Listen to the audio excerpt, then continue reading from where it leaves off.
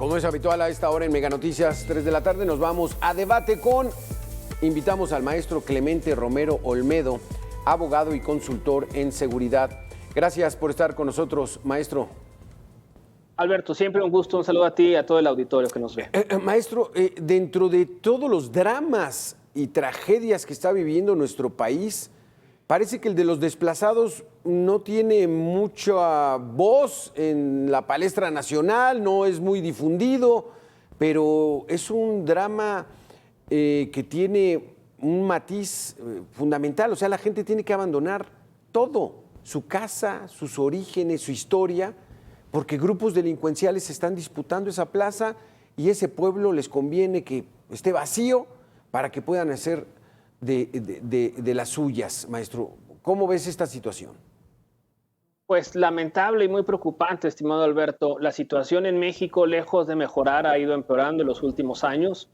Hace 15 años hablábamos de desplazamiento forzoso en regiones serranas de la Sierra Madre Occidental, en Guerrero, en Oaxaca, en Chiapas. Ahora vemos caravanas de personas que huyen literalmente de sus comunidades en Sonora, en Zacatecas, y pareciera que esto es una práctica que cada vez está pasando de manera más frecuente en distintos puntos del país.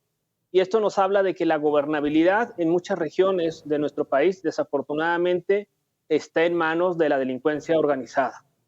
Y cerrar los ojos a este problema no lo va a resolver. Al contrario, lo ha profundizado, lo ha agravado, porque como bien dijiste, en el debate público, tanto los desplazamientos forzosos internos por conflictos, así como las personas desaparecidas en México, no son un escándalo nacional como sí lo son a nivel internacional. A nivel internacional sorprende que un país que no esté en guerra como lo es México tenga más de 100,000 personas desaparecidas y que el Estado obviamente no tenga capacidad de respuesta ni de reacción ni para prevenir las desapariciones, ni para investigarlas, ni procesarlas. Lamentablemente hemos visto que las personas que aparecen, en la mayoría de los casos, no es por actividades de inteligencia policial o Guardia Nacional, sino que es por concesión graciosa de las organizaciones criminales que le permiten a las personas volver con vida, ya sea para que esto les genere simpatías entre la opinión pública y los vean con cierta benevolencia. Así que la benevolencia con la cual tratan el gobierno federal, particularmente las organizaciones criminales, esta narrativa de que son pueblo, pero son pueblo que no respetan las leyes, que no respetan la vida ni la integridad de las personas y que tienen por ello que ser sancionados, porque esto es un pacto básico de supervivencia y de cualquier Estado, pues desafortunadamente nos encontramos en esta situación tan lamentable. Maestro Clemente, porque la activista Delia Quiroa ahí de Tamaulipas, ¿cómo lanzó de plano un texto, un manifiesto solicitando la misericordia a las bandas criminales? Que ella en sus argumentos dice, está comprobado que ustedes son quienes tienen el control, no el Estado, no el gobierno, no las Fuerzas Armadas, los criminales. Y entonces dice, por favor, ayúdenos a que ya no desaparezca la gente y regrese y denos la oportunidad de encontrar a nuestros desaparecidos. A eso estamos llegando, maestro. Lamentablemente eso está pasando, Alberto, no solamente en Tamaulipas, sino en muchas otras regiones. Ahorita tengo muy fresco el caso de Sonora, donde el mismo llamado de los colectivos de personas desaparecidas hacen a las organizaciones criminales. De ahí resalto el por qué la cobertura o los despliegues territoriales de la Guardia Nacional no están donde realmente la gobernabilidad pende de un hilo. Desafortunadamente, Tamaulipas, al ser el estado con mayores cruces fronterizos, estructuralmente siempre va a tener muchos niveles de violencia por su situación geográfica. Es una bendición para el tema comercial y es una maldición para el tema de la criminalidad.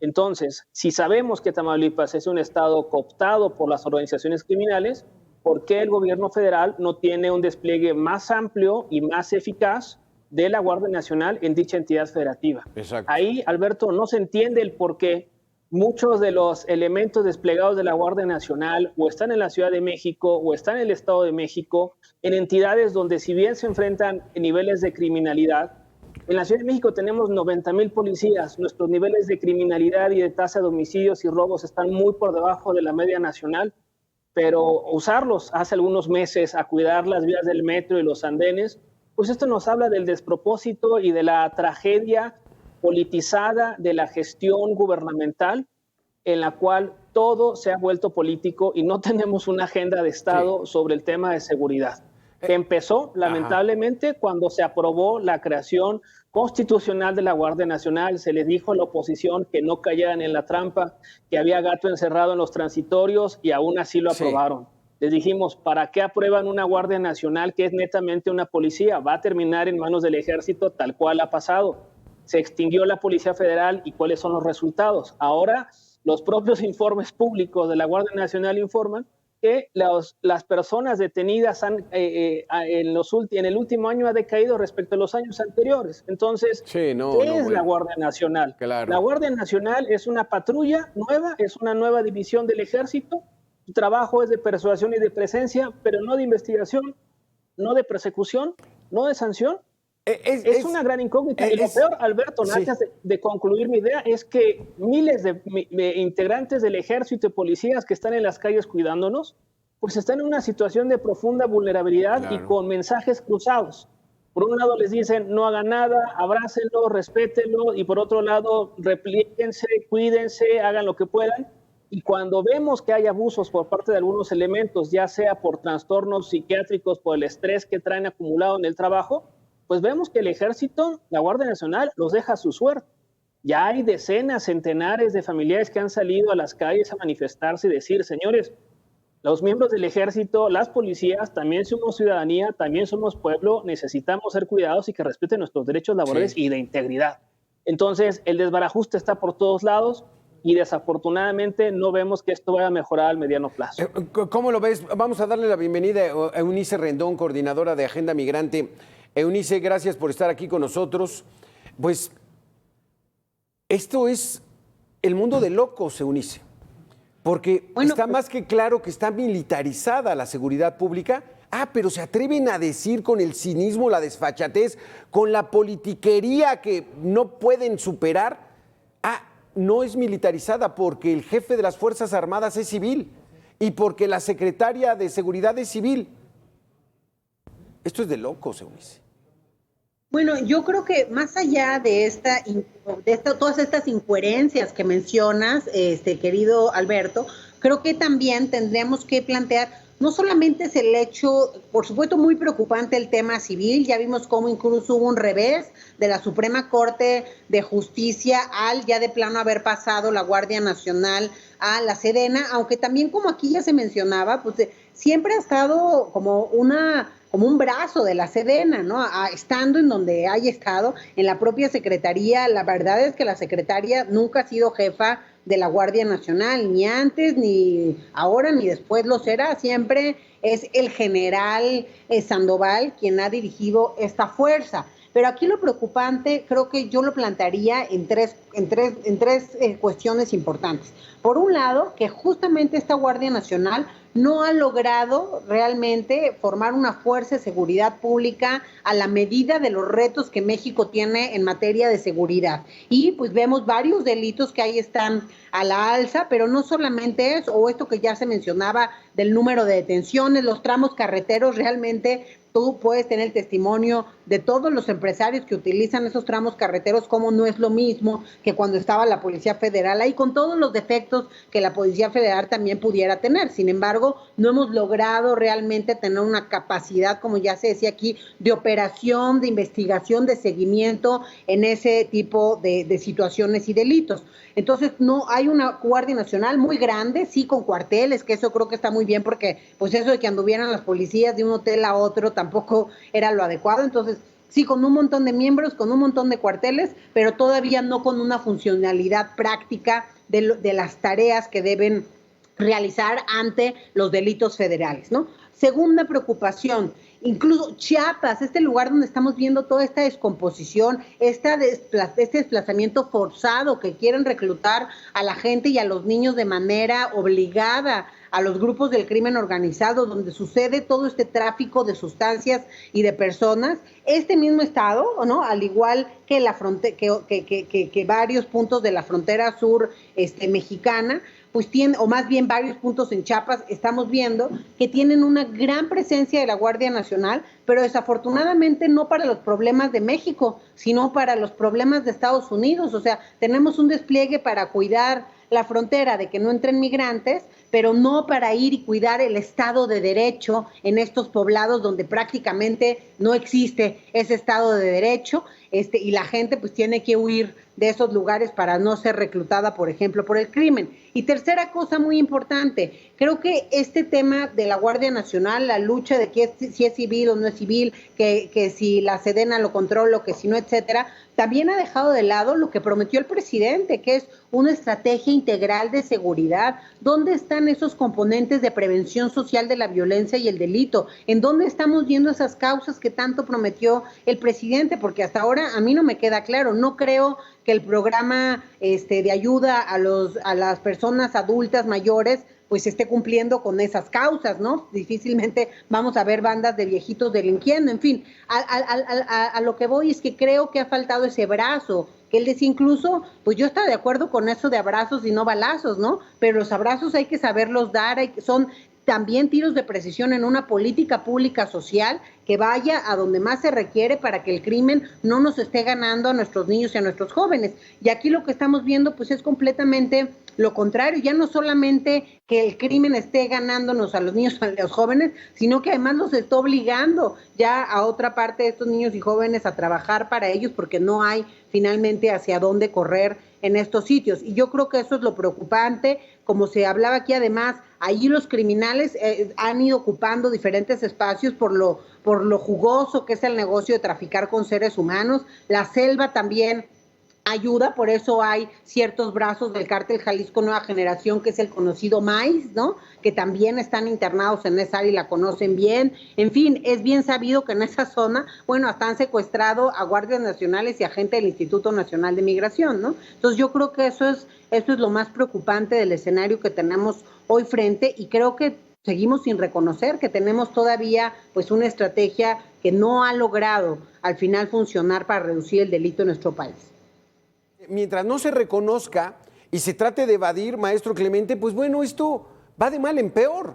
Hace 2 años, en marzo del 2021, el jefe del Comando Norte de los Estados Unidos, Glenn Van Herk, declaró: México, el 30 o 35% del territorio está controlado por las bandas criminales. ¡Uy!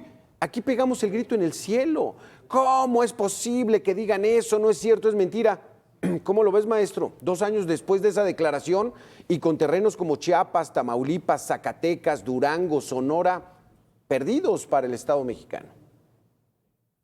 Pues bien dices, Alberto, que algunas regiones están perdidas, pero lo que no debemos de permitirnos es resignarnos de que esta es la situación y que no va a cambiar. Al contrario, debemos de ser capaces de construir una agenda pública que nos permita revertir esta tendencia. La gran incógnita es si los actores políticos protagonistas en la sucesión presidencial están dispuestos y ser capaces de reconocer estos errores y de cómo corregir y cambiar el rumbo.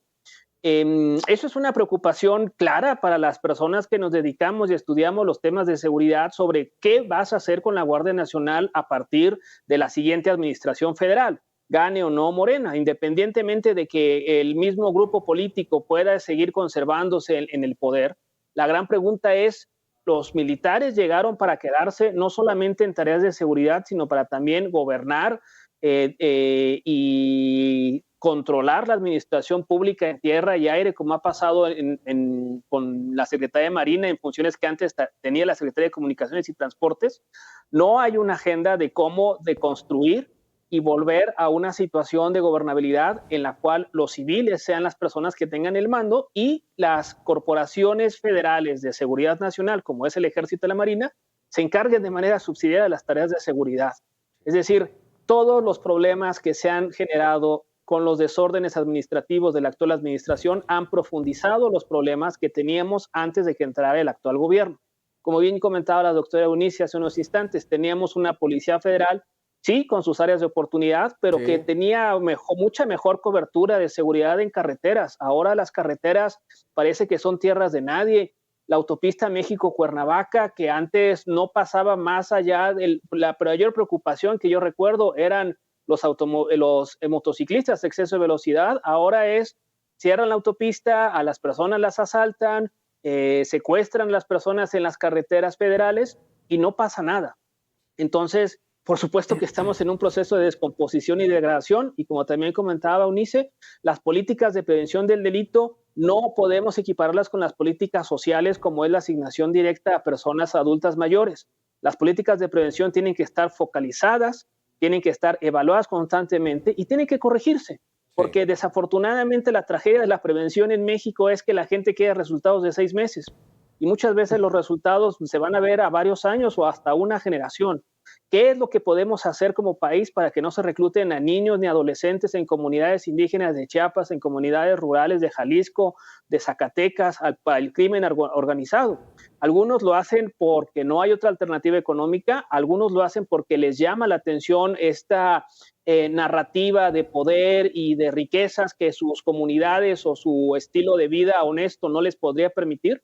Es algo que nos debemos de preguntar en el país. ¿Cómo vamos a revertir esta tendencia de apología del crimen, de una falta de cultura de la legalidad y que nos estamos volviendo una sociedad profundamente cínica? Es eso. Nos estamos volviendo una sociedad cínica con falta de legalidad. O sea, nos estamos alejando del poquito Estado de Derecho que teníamos, pero con ese tema regresamos. Una pequeña pausa. Eunice Rendón, maestro Clemente, tan solo en 2 minutos.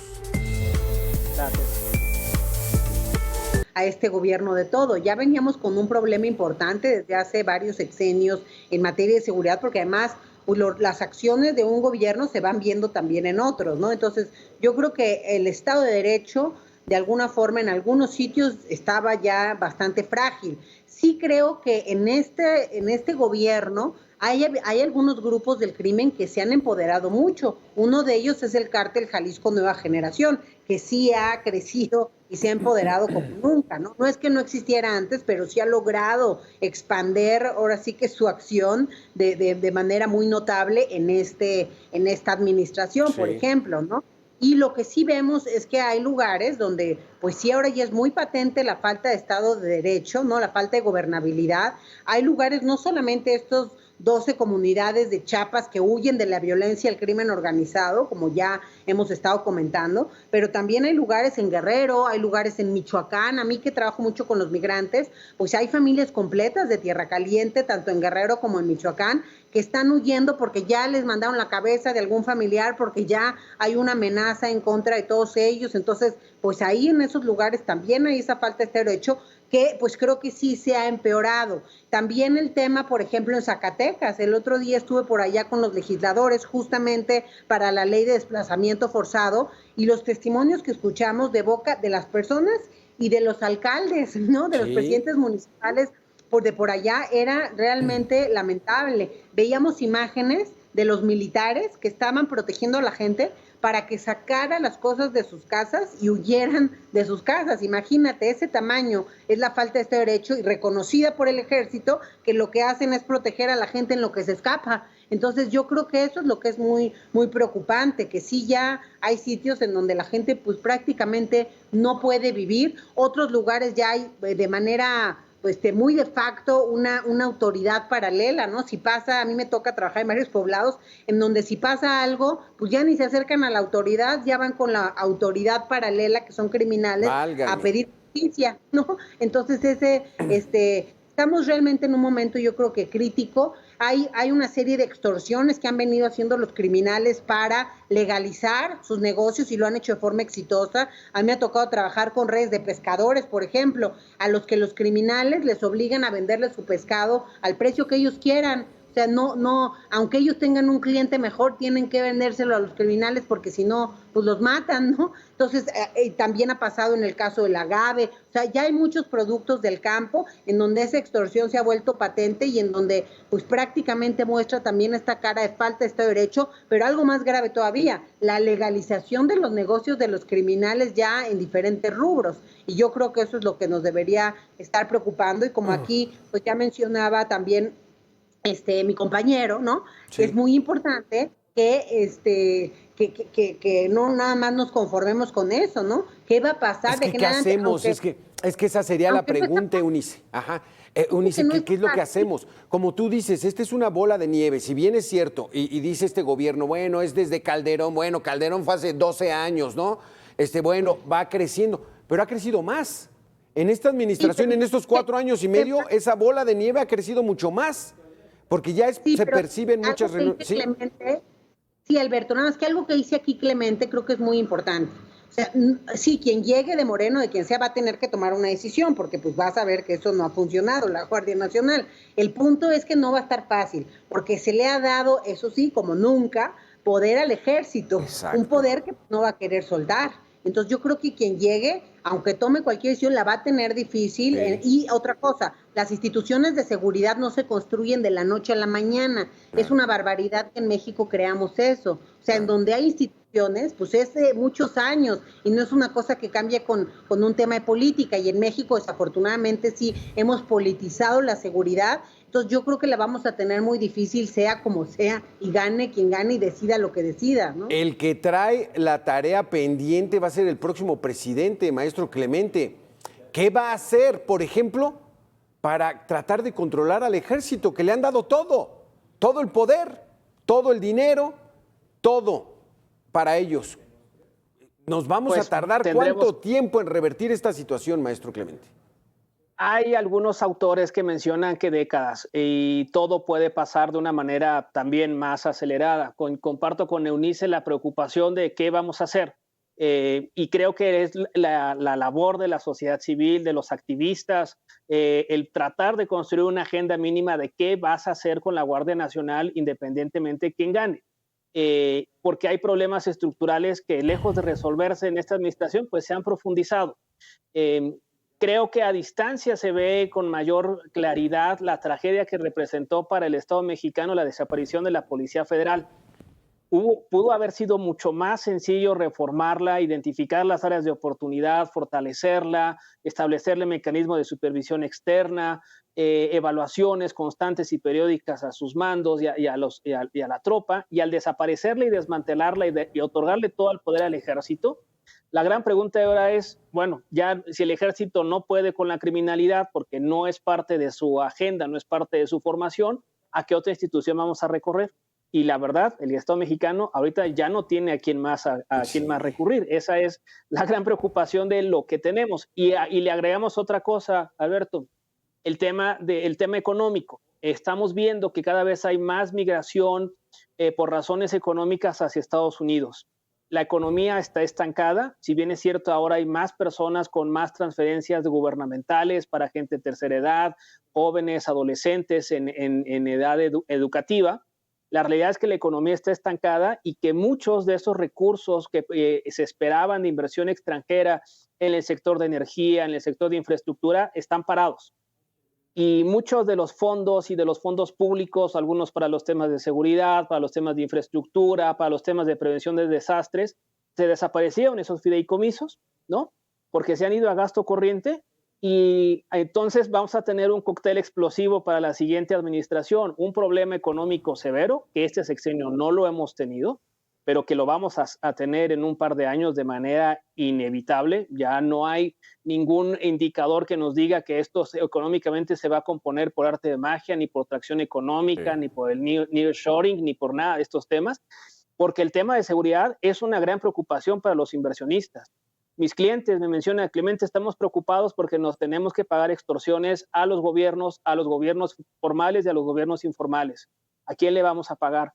Cuando la gente no tiene capacidad de inversión, al final del día no se dejan de generar empleo, se deja de brindar seguridad, se dejan de pagar impuestos, y esto genera una dinámica perversa en la cual el Estado mexicano pues, va a seguir siendo más débil, porque tampoco hemos hablado durante este sexenio de una reforma fiscal y progresiva que reduzca las desigualdades. Al contrario, se han reproducido los vicios del pasado, sí se ha mejorado la fiscalización para los grandes contribuyentes, pero no hemos mejorado esta capacidad de redistribución del ingreso, ni mucho menos la rendición de cuentas sobre cómo se gasta el presupuesto en este país. Las grandes obras prioritarias del gobierno son las que siguen siendo profundamente consentidas.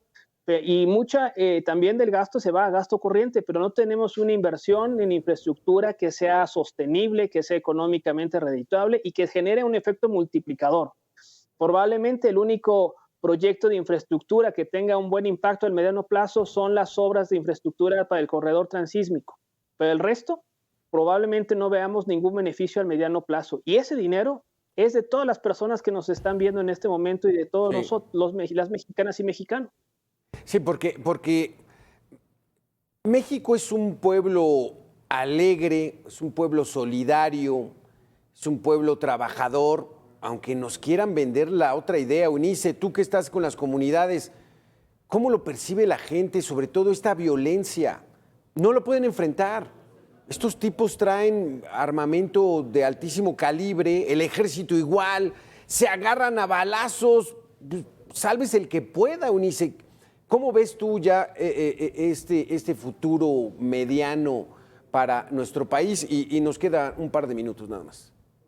Bueno, pues justamente el día de ayer hubo un enfrentamiento ahí en Chiapas entre el Ejército, la Guardia Nacional y los pobladores en Quezalapa, ¿no? En Quezpala, ahí en Chiapas, que también está en la frontera como parte de estas 12 comunidades. Entonces, yo creo que las cosas están difíciles, tampoco han hecho un trabajo de proximidad. Yo he dicho y repetido que la Guardia Nacional, si se va a encargar de la seguridad pública, le hace falta que tengan una concepción de lo que realmente es la proximidad, la prevención social de la violencia y el delito. O sea, falta ese brazo, no tienen esa habilidad. Hay que recordar que pues, el 80% de los miembros de la Guardia Nacional pues, son militares y tienen ese ADN que sí es muy bueno para algunas cosas y que mucho se presume de la confianza que la gente tiene en el ejército, pero también hay que decirlo, esa confianza también está en peligro ahora. ¿Y luego a quién vamos a recurrir? Si ya no es al que tenga más confianza. Es decir, si nosotros revisamos los datos de ENVIPE, podemos ver cómo en los últimos años ha mermado también, siguen siendo los de mayor confianza, pero sí ha mermado la confianza en el ejército al tenerlos en esta Es que eso fue clave, Eunice, eso fue clave, Eunice, y en eso coincides con el maestro Clemente. Era nuestra última carta, el ejército. No, son incorruptibles. Los estás exponiendo, los expusieron y ahorita están expuestos a que sean víctimas de la corrupción, de la extorsión, por más que tengan una trayectoria que luego a veces pues tiene sus asegúnes. Por ejemplo, ¿no? Entonces hay muchas cosas que para la seguridad pública requieren y eso pues no está ahí sobre la mesa y yo creo que eso es parte pues del reto, ¿no? Y que la gente tenga otro tipo de oportunidades. Yo creo que falta meterle más a la economía social, a ese tema de tierra, de cercanía con las personas para cambiar sus realidades, para que tengan otras opciones que sean viables, porque incluso esta cuestión que me gustaba también, el programa de Jóvenes Construyendo el Futuro, pues terminó siendo una beca, un cheque en blanco ahí, es decir, no hay una formación ulterior, no hay un acompañamiento, porque un joven no por darle un cheque le genera habilidades emocionales o otro tipo de cuestiones que también requieren por la situación y contextos en los que están, sobre todo los que la tienen más difícil. A lo mejor eso sirve para alguien que está en un contexto más estable, que esté en un momento de transición, ok, ahí a lo mejor sí, pero para aquellos que requieren salir de ese mundo, a lo mejor criminal o de este contexto de factores de riesgo, pues para ellos eso no es una respuesta viable. Es que se fueron por la fácil, ¿no, maestro Clemente? Vamos a repartir dinero, eso les genera votos, en fin, simplifican un trabajo de administración pública que les requiere de mucho más esfuerzo. Llegaron con muchas promesas, pero la verdad es de que les falta mucho todavía camino. Quedamos pendiente con esta plática muy interesante. Se nos acaba el tiempo. Maestro Clemente Romero, abogado y consultor en seguridad. Eunice Rendón, coordinadora de Agenda Migrante. Muy interesante y esperemos vernos más adelante para seguir hablando sobre este asunto, porque nos interesa saber cómo se va a resolver, quién lo va a resolver. Así es. Y cómo, para que este país esté empujado hacia arriba y no hacia abajo como lo está haciendo en estos momentos. Gracias a los dos. Muy buenas tardes, hasta pronto. Hasta luego, gracias a los dos, bye. Vamos a hacer una pequeña pausa, regresamos en 2 minutos, estamos aquí en Mega Noticias.